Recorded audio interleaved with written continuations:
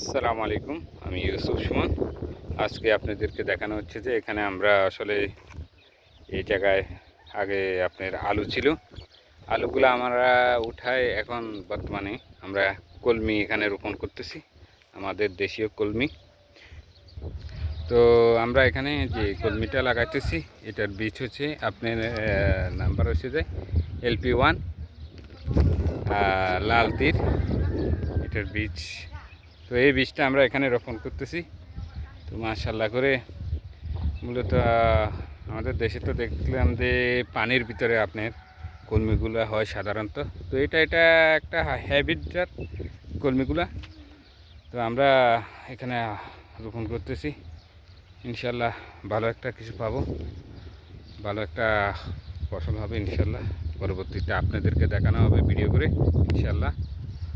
তো এই যে দেখুন, তো আমাদের গাত্রায় গাত্রায় আপনার বীজটা আপনার রোপণ করতেছি আমরা। এই যে দেখুন। হ্যাঁ দাদা, হ্যালো।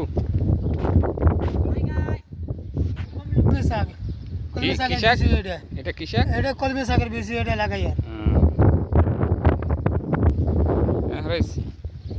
কয়টা দিতেছে? ভাই 4-5টা দিতেছি ভাইয়া। আচ্ছা ঠিক আছে, বেশি দিও না, বেশি হইতেছে। তো আজকের মতো এখানে বিদায় নিতেছি। সবাই ভালো থাকুন, সুস্থ থাকুন। আল্লাহ হাফেজ, দেখা হবে অন্য কোনো ভিডিওতে।